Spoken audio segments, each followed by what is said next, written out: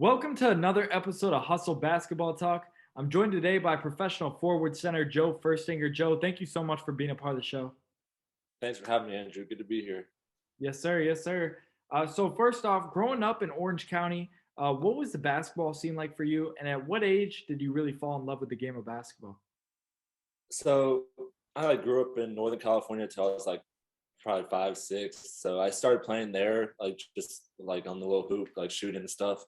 But then moving to Orange County at such a young age, the stereotype for Orange County players, like soft, they just don't know how to play or stuff like that. They're just shooters. So I always grew up playing in teams in LA, with a bunch of high level players. So that definitely got my confidence up. And then the age I fell in love, uh, it was probably around 7 or 8 when I started playing NJB, a 5-on-5 basketball. I'd probably say around then.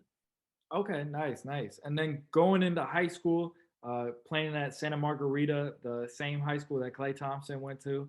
What was the recruiting process like for you coming out of there? And what was your decision like to go to UNM? Yeah, so I went to Santa Margarita. It's a good 4 years, a 3-year starter on the team, and then on the varsity team, and very good competition playing against top level teams in the country, like Mater Dei, St. John Bosco, traveling all around the states for games also. But then I probably started getting recruited my sophomore year of high school, and then things kind of ramped up my junior year because I had a pretty good year. And then I chose New Mexico out of all of them. I had all 5 of my official visits set up, and then I took a visit to New Mexico, and my first visit I committed. I had a great time there. The rest is history. For sure, yeah. And then after you commit to New Mexico, you go there, you spend 4 seasons competing in the Mount West Conference. But your senior year, you really have a breakout season with first year head coach Paul Weir over there. So, what was that experience like playing for 2 coaches, staying at one school for all 4 years, and having that breakout season? Senior year, we got a new coach. I actually thought about I was going to transfer after my junior season, Yeah. and then my first coach got fired, and then they brought in Paul Weir and a couple new assistants. A couple stayed, but I think 2 stayed. But I just clicked with them. I knew what he wanted. I knew what he wanted out of me. I knew his goal. I think we just clicked immediately, and I decided to stay. And senior year wasn't even a great year. We started off as slow as a team. I think we started out 3 and It was like 3-11 or something like that. 3 and 9 or something like that. But then we finally caught our groove. Everyone started learning their roles and excelling in them, and we caught fire at a good time. And I caught fire also. And after, especially, I think I remember an Arizona game. Yeah.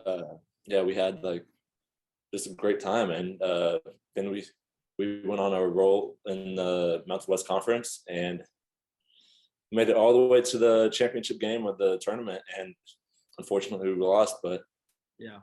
it all worked out in the end. Fine. Yeah, definitely, man. Yeah. Had a great senior season, and then turned that into a professional basketball career.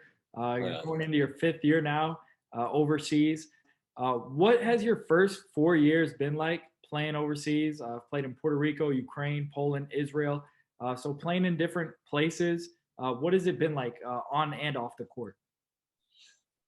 It's been a grind, honestly. The seasons are long. You don't get to see family, friends, but also it has its ups. I play basketball for a living, but there definitely are long days. Not too many off days. When I was playing in Poland and I think Macedonia, it was 1 game a week.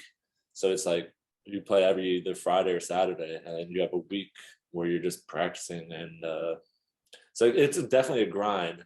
But I was in Ukraine this year, and two games a week made it definitely go by a lot quicker. For sure. more off days, more rest days.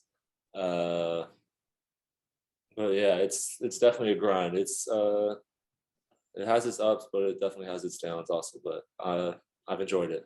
Yeah, definitely, man. And like you Yeah. said, being in Ukraine this past season, what was that experience like? Being there the minute a war breaks out and starts, and having to get out. No, yeah, that was intense. I was supposed to leave like 2, 3 weeks before the war started, and like talking to other players in the league because I knew Drew Gordon, who he had left probably a week before the war started. I knew Troy Simons, who left a couple days before the war started. I knew like a couple other players who had left, and I was trying to leave, and then my team finally like said I can leave, but they said I could only leave for like 4 or 5 days uh, before I come, and then I had to come back, and I just ended up staying. And I remember I was on FaceTime with you the morning the war started. Yep. Yeah, I Yes, remember that. yeah, That was scary, man. yeah. No, it was definitely intense, and it was a long process to get out. I think I had to pack up all my bags that morning, and then I had to wait for the team to order us like a van. Someone had to drive us to the border. I remember we went to the Polish border, or we drove an hour to the Polish border, and it was probably like 8 or 9 hours. We had to drive there, and we had to wait in a long line. Uh, that wasn't moving at all for probably like 10 hours. And then we were like, all right, let's not do this. Let's just walk and see if it's easier to get across the border by foot.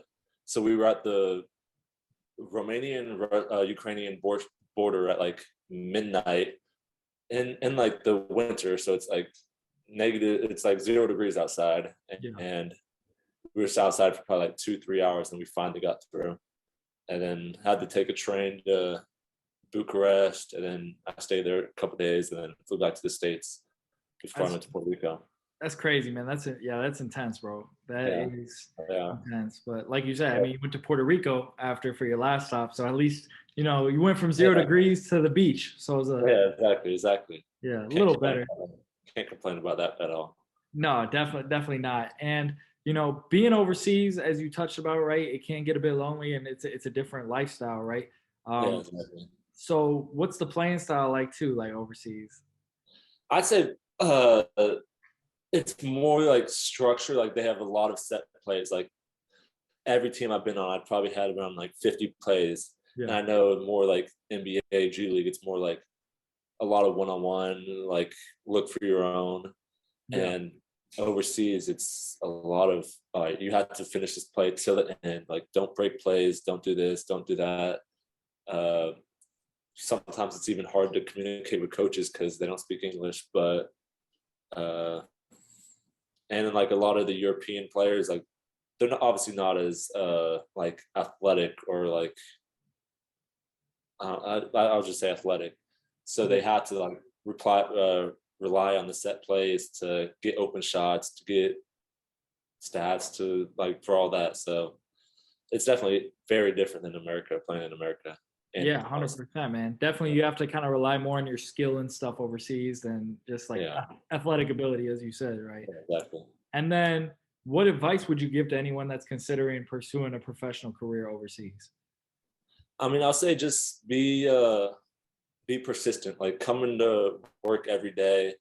Like you have to have like an end goal in mind. Like you have to like because it can get like lonely. Like you're by yourself, or if you have someone with you, just you two for 8, 9, 10 months. So it's like you have to have like a plan. Like, all right, so I'm gonna do this. Like we're gonna get better. We're gonna upgrade next year. Like hopefully we can make it to the NBA, or hopefully we can make it to something. Like because if you just go in every day, like oh I'm just chilling, like I'm just doing my own thing, like I don't really care. I mean you don't improve, and it's like you're gonna stay at the same spot. So it's like you definitely have to have that extra motivation playing overseas and like know what you're doing it for. Yeah, I mean it's hard overseas, but it's definitely fun. Yeah, definitely, man. Definitely. And then, what would you say are your greatest strengths on the basketball court and what you bring to the team going into your fifth year now? On the basketball court, I feel like I'm a big man, so I'm like 6'10", but I get others involved. Like I think I'm a pretty good passer. Like I had a couple games with 10 assists this year. But I feel like I can do that. I feel like I'm a pretty good shooter. Mhm. shot around like 37 from three this year, and I feel like I'm just like a very mobile big, and I can do a lot on the floor. Can put the ball on the ground. Can obviously get others involved. Shoot a little bit. Go coast to coast. Finish plays. I feel like I can block shots a little bit. I feel like I can definitely help out a lot of teams. That's great, man. Yeah, 100%. Definitely a versatile player. And, it's funny seeing the game transition from college to pro because Oh, in exactly. college, it's so structured that you can't really show Exactly. your whole skill set. Exactly. Yeah. Exactly. Yeah, 100%, man. And then I like to end the show with what's your why? Like, what's your greatest motivation to be the best person you could be every single day? My why is honestly like I know one day I want to have a family, and like obviously I don't have a family yet, but it's like I want to be able to provide for them, but provide for my family also, and like have money, have a structure, like have I don't know, it's just like I don't know, something I've always wanted, but something Yeah, like that. no, that's a great motivation right there. And also off the court, what are your interests when you're not playing basketball? What do you like to do, Joe? Honestly, since I'm gone a lot of the year, or at least I have been gone a lot of the last 4 years. I like hanging out with friends. I like doing that a lot. I like seeing family. Yeah. I like going to the beach, listening to music. Honestly, I like golfing too. Just having a good time, but honestly, seeing friends and seeing people I haven't seen in a year, that's probably one of my favorite things. Yeah, definitely, definitely. It'll all work out. Well, Joe, thanks so much for being a part of the show, man. Really appreciate it.